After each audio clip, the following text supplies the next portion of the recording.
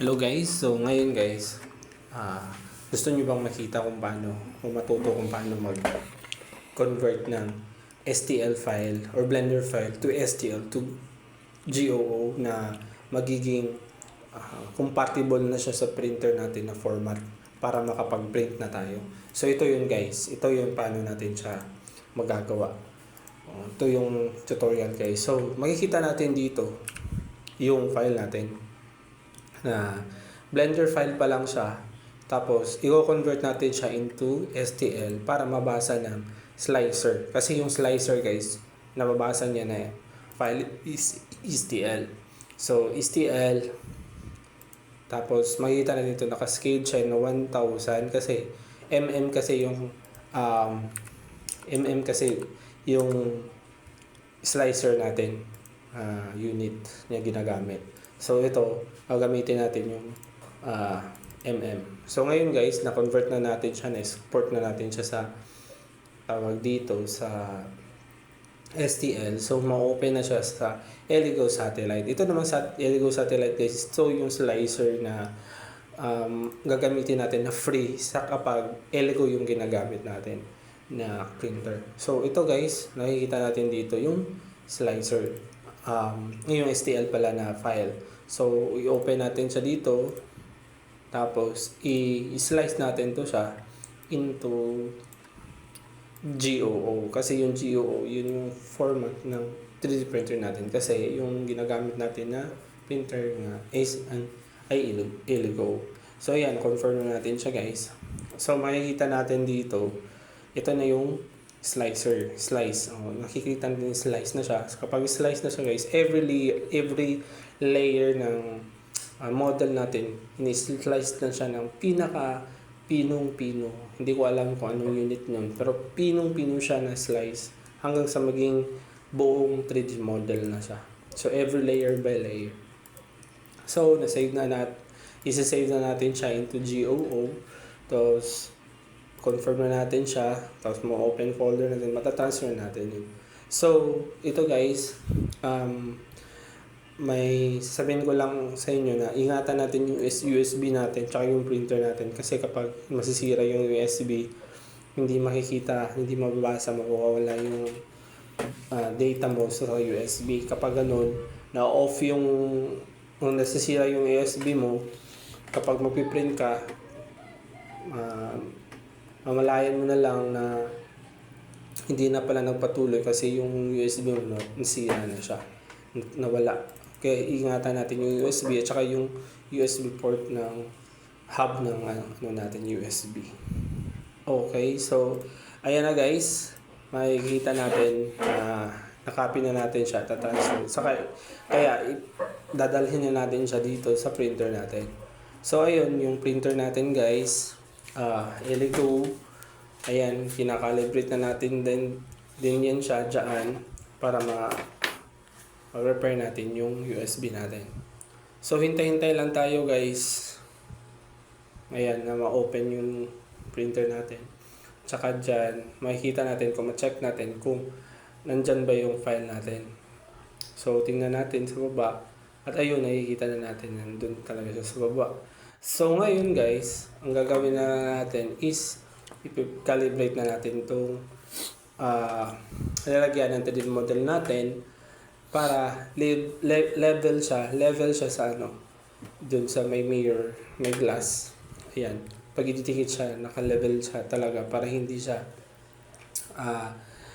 pangit, hindi pangit ang kalalabasan. So ayan, kinakalibrate na natin guys, sine-check natin kung okay ba, hindi ba siya level, hindi level. Kung level siya, yan, i-continue na natin. So, hintay-hintay lang tayo guys.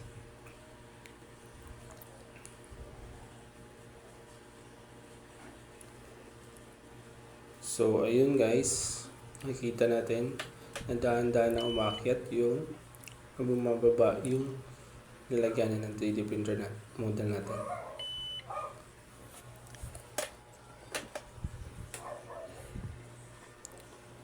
So, okay na siya guys. So, ang gagawin natin ngayon is papakit na naman natin siya ulit para may lagay natin yung lagayan ng resin natin. liquid natin na resin. So, yung liquid yung ginagamit para ma-print yung ma-print yung 3D model natin gamit yung UV ray. So, ultraviolet ray yung ginagamit nito guys para ma-print yung resin natin. So, hindi natin makikita yung nasa baba. So, hindi natin makikita kung paano siya napiprint. Pero, may ultraviolet ray yan sa baba. So, may screen yan siya guys. Diyan nilalagay yung resin natin.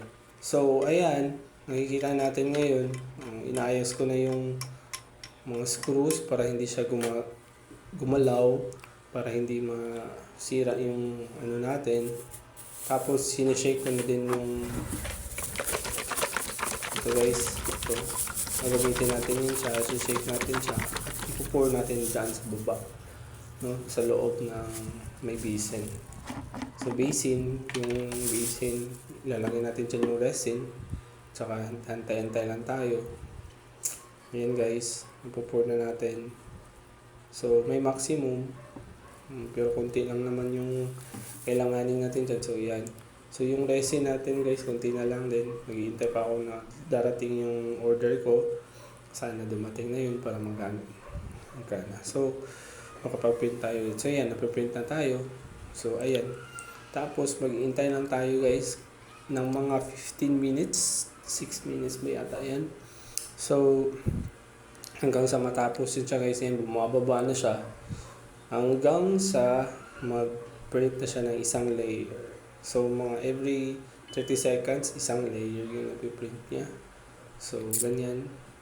So, kung 100 layers, ayun, magiging 15 minutes siguro.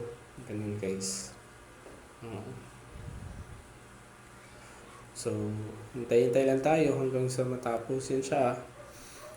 So, hindi ko ito ni-record yung kabuuan guys.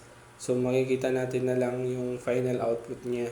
At saka, makikita din natin mamaya kung ano ang resulta sa pag-print ko.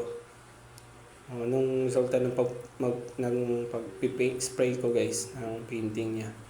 So, ayan, kung sino mang gusto mag-order ng ganito, ay huwag kayong mag-alinlangan dyan guys. Mag-order kayo nito para magamit niyo sa aling aspeto na gusto niyo ilagay yung 3D model. So, huwag kayong mag-alinlangan na mag-ano dito guys. So, ito guys, 2% na siya. So, antayin-antayin lang tayo hanggang maging 100% iyan. So, malapit na yan siya. So, ito guys, andito na, natapos na siya. So, makikita na niyo na yung final output niya guys. So, ayan, TRD na siya.